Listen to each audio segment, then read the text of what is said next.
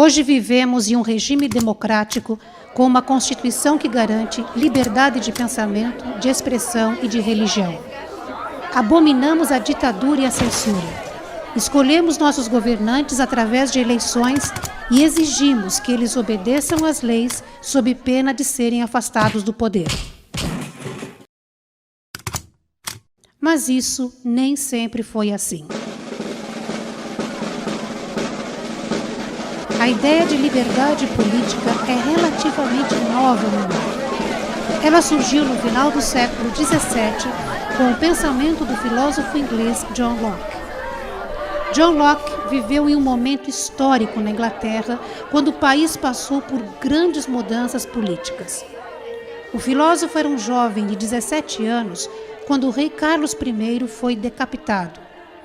Assumiu o poder Oliver Cromwell, que instalou uma república, a primeira e única da Inglaterra até os dias de hoje. Alguns anos depois, outro rei foi derrubado. E Guilherme III, que assumiu o trono, foi obrigado a jurar obediência à Declaração de Direitos. Foi a Revolução Gloriosa, ocorrida em 1688, que limitou o poder do rei, ampliou os poderes do parlamento e garantiu a liberdade de imprensa e a liberdade individual. Estimulado por esses acontecimentos, John Locke escreveu sua teoria política segundo o Tratado do Governo Civil, onde afirmava que todos os seres humanos são, por natureza, livres, iguais e independentes, e que o poder político só é legítimo quando respeita a vontade popular. As ideias de Locke eram revolucionárias, mas limitaram-se à Inglaterra, já que no resto da Europa nenhum rei concordaria com elas.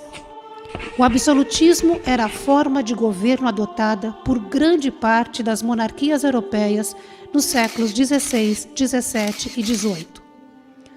O rei concentrava todos os poderes: legislar, executar, julgar e comandar o exército. Afirmava-se então que seu direito de reinar fora concedido por Deus. Era a teoria do poder de origem divina. Ao rei, todos os poderes, aos súditos, nenhum.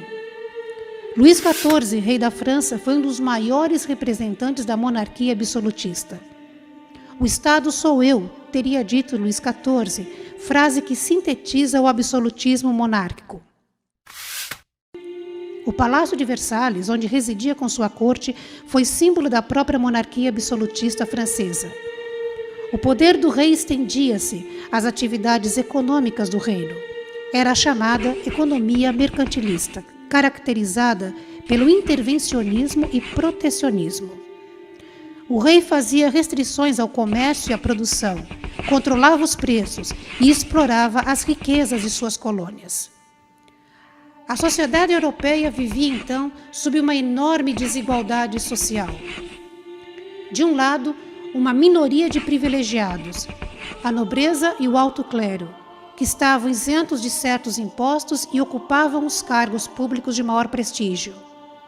De outro lado, a maior parte da população, sem privilégios, sem representação política e sobre a qual recaía altos impostos. Essa massa de não privilegiados era formada por burgueses, camponeses e trabalhadores urbanos. A maioria do povo vivia em condições miseráveis, especialmente na área rural, onde ainda se conservavam costumes feudais. Não havia chance do indivíduo ascender socialmente, pois sua situação dependia de seu nascimento. Esse tipo de sociedade baseada na origem familiar chama-se sociedade estamental. O período de domínio do absolutismo monárquico, da sociedade estamental e da economia mercantilista ficou conhecido como Antigo Regime. Ele vigorou na Europa entre os séculos XVI e XVIII e foi dominante na França sob o governo de Luís XIV, o Rei Sol, e de seus sucessores, Luís XV, aclamado rei com apenas 5 anos de idade, e Luís XVI, que acabaria executado durante a Revolução Francesa.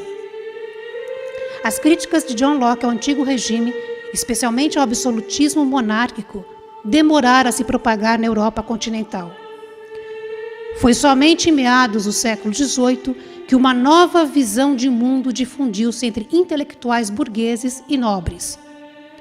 Essa nova forma de pensar deu origem ao movimento filosófico chamado Ilustração ou Iluminismo. O pensamento iluminista propagou-se pelos séculos XVIII e XIX, levando a revoluções que destruíram o antigo regime na Europa e estimularam movimentos de independência na América. Os princípios iluministas atravessaram os séculos e foram incorporados à nossa cultura.